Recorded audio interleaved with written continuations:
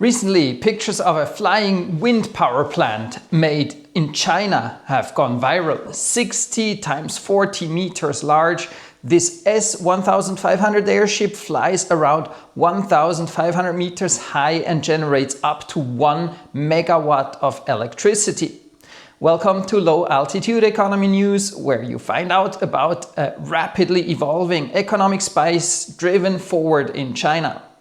The company with the legal name Beijing Linyi Yunchuan Nengyuan Jishu Youxian Gongsi and the English brand name SAWES, short for Stratosphere Airborne Wind Energy System, was founded in June 2023 with a registered capital of just about 1.3 million RMB, that is roughly $200,000.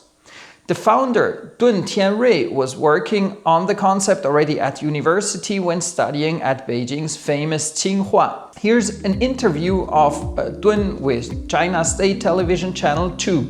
按照我们目前的测算结果，最终它的发电成本可以降至为现在火力发电成本的1/10。我们也并不是说一个小小的民营公司突然产生了某种技术突破，而是国家在很漫长的时间，在很多国家专项中进行了长期的投入之后，最终才点燃了这样的火花。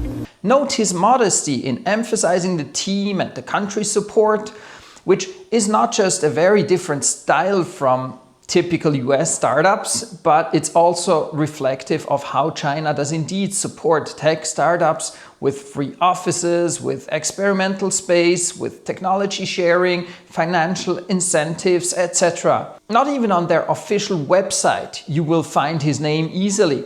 The founder isn't mentioned under the team introduction section, which literally just says, we've completed research and tests, etc. We're a team of roughly 70 engineers with an average 10 years of experience in airborne or electric systems.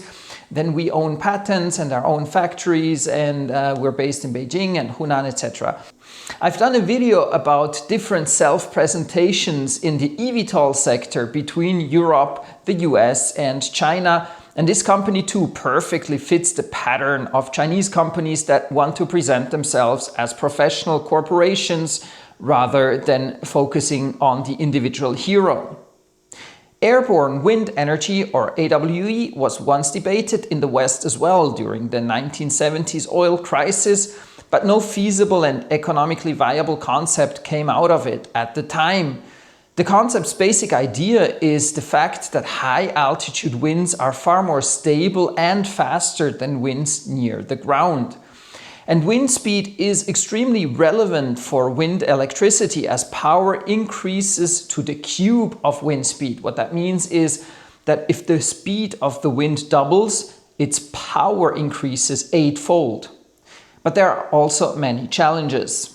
For example, early AWE concepts were thinking about kites to fly in the wind or flying self-propelling systems. How do you even stabilize them while harvesting the wind?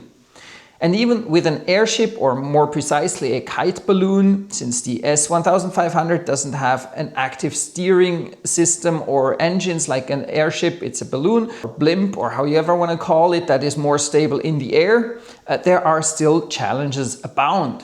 The total power of the wind hitting the power plant section also obviously creates a strong push, a force pulling the whole kite balloon backwards.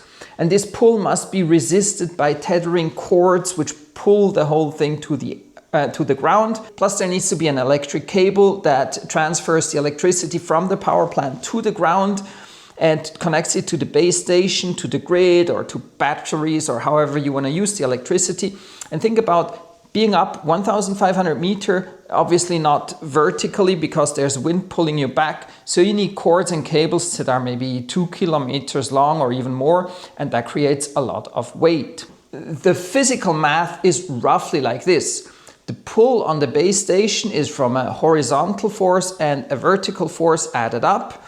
And it can be calculated depending on how high or what angle the kite balloon is flown at this height of 1,500 meters, generating the power of 1 megawatt. For the vertical force, the helium inside the blimp creates the buoyancy force upwards, while the weight of everything is a downward force, and obviously the buoyancy needs to be higher than the weight, otherwise that thing don't fly. The horizontal force comes from the thrust, from the wind, or the force of the wind against the entire balloon. We can ignore the wind against the tethers and the cable because that's negligible in comparison. In order to reach this 1 megawatt of power, we need a thrust equal to the mechanical thrust of all turbines divided by the wind speed times the thrust coefficient divided by the power coefficient. As a rough approximation. This goes too far to explain here in detail. Do ask AI if you're interested in these kind of things, because AI does a really fantastic job in explaining physical concepts and the math behind them. Here, what I've just wanted to focus on is the result is divided by wind speed, and that's important because it means the faster the wind, the less pull is on the base station. And as I said, very high up, the wind speeds are faster than down on the ground. In fact, some 12 meters per second, that's a realistic speed at 1.5 kilometers up in the air.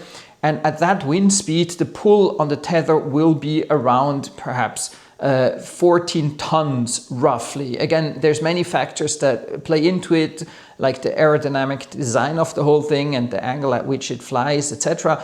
But roughly there's about 14 tons. So in order to hold it down to the ground, you could build a 15-ton concrete foundation, but you can also just use trucks. As you see in the pictures, it's not just one cable the way I draw it. There's actually several tethers, so the weight is distributed.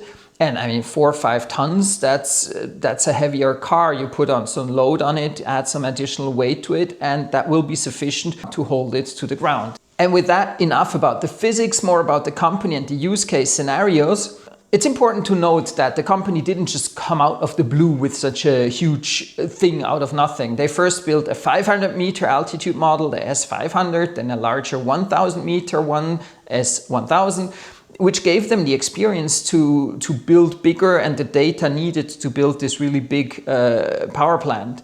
And this is a classic example of typical Chinese-style innovation, to just trial and error, improvement, iterative, stepping it up.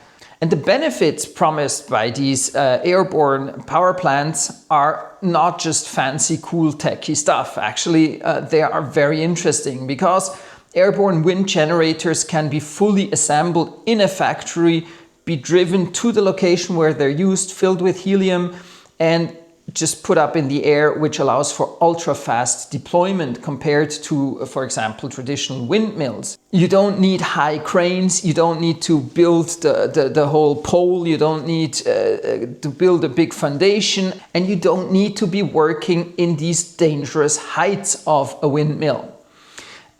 Emergency rescue is another important keyword, as more and more machinery is electric, especially in China, from rescue cars to aid delivery trucks to surveillance drones to get a picture of the situation, to cell phones to try to contact the people in danger. Everything here needs electricity, and electricity, unfortunately, is very likely to be down after a big disaster like an earthquake or a flooding event. Today, a rescue team can really just bring a few of these Southwest blimps and boom, electricity is restored. There's even a cool science fiction concept of a Southwest with a platform where a drone is landing on the platform to recharge, so it doesn't even have to go down to the ground to recharge. I don't know if that's an important scenario. I don't think it's in the near future, but it does inspire further fantasies of what may be possible one day. Much less fantasy is required to imagine such airborne power plant systems to replace offshore wind turbines. Because 1.5 kilometers is not so high up in the air as to interfere with long-distance air travel. Obviously, you cannot power an airport with an S1500 because the tethers and cables would interfere with the landing airplanes and starting airplanes. But a few kilometers off the coast, nobody will mind such balloons. Construction cost and material costs will be far, far lower. Not to mention that there's no need for a high mast that needs to withstand heavy seas. Only flexible tethers and cables, which need to be waterproof, and which can be pulled down to the seabed and connected to the seabed rather than being on top of the sea level. So this will make for much more stable systems. As for the capacity, an average European household uses about 15 kilowatt hours per day. 1 megawatt, that's 24,000 kilowatt hours per day. So a single S1500 system can power up about 1,500 households. That's quite a village, that's even a small town. So besides rescue missions, this system is actually very interesting, for example, for towns on islands or remote locations, for going off the grid with an entire town, and obviously for developing countries. If you like such coverage of individual low altitude economy concepts and companies, please leave a comment, like and share. Let me know what you think. Thanks for watching.